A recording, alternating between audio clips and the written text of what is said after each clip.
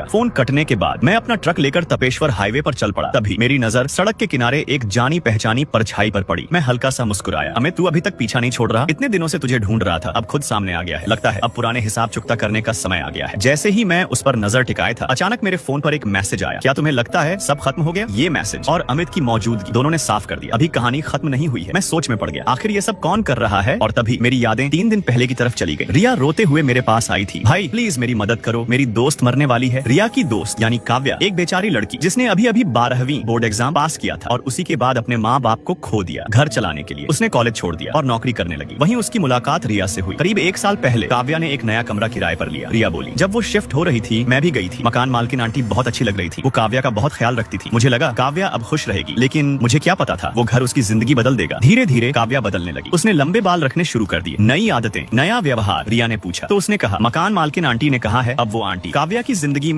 हद से ज्यादा दखल देने लगी थी। कपड़े, बाल, दोस्त, यहाँ तक कि हम कहाँ जा रहे हैं सब पर नजर। रिया बोली, मुझे तभी शक हो गया था, लेकिन काव्या को वो सब अच्छा लग रहा था क्योंकि वो अपने माँ बाप को बहुत मिस करती थी। इसलिए मैंने कुछ नहीं कहा। लेकिन 3 महीने पहले सब कुछ बदल गया। काव्या की मानसिक हालत खराब होने लगी। वो कहती उसे सपने आते हैं, वो पहाड़ी सड़क पर गाड़ी चला रही है और किसी को कुचल देती है। दवाइयां भी काम नहीं आई। फिर उसे भ्रम होने लगे। वो खाली जगह की तरफ इशारा करके कहती वो लोग आ गए। और फिर 5 दिन पहले रिया बोली, मैं काव्या के घर गई थी। अचानक मैं बेहोश हो गई। जब होश आया तो मैं डर गई। मुझे नहीं पता मैंने क्या किया, लेकिन काव्या का चेहरा लाल पड़ चुका था, जैसे कोई उसका गला दबा रहा हो। मैं डर गई और मैं भाग गई। मैं उसे अकेला छोड़कर भाग गई। मैं बहुत डरपोक हूँ। मैंने उसकी बात सुनी और सोचा, एक 20 साल की लड़की के लिए ये सब सहना ही बहुत बड़ी बात है। रिया आगे बोली, लेकिन मुझे नहीं पता था। मेरे जाने के कुछ ही देर बाद काव्या ने अपनी कलाई काट ली। अच्छा हुआ पड़ोसियों ने आवाज सुन ली और समय पर उसे अस्पताल पहुंचा दिया। उसकी जान तो बच गई, लेकिन वो अब तक कोमा में है। मैं उसके लिए अस्पताल का सामान लेने उसके घर गई। मेरा दिमाग डर और टेंशन से भरा हुआ था और तभी गलती से मैंने उसके कमरे का एक शीशा तोड़ दिया। लेकिन उसी टूटे हुए कांच के अंदर मुझे कुछ अजीब चीजें मिली। मैंने पूछा, क्या मिला? रिया बोली, एक फोटो। उस फोटो में जो लड़की थी मैं उसे नहीं पहचानती थी। मैंने इंटरनेट पर बहुत खोजा, तब पता चला उसका नाम नेहा था। 3 साल पहले एक पहाड़ी सड़क के एक्सीडेंट में वो कोमा में चली गई थी और उसकी माँ ही काव्या की मकान मालकिन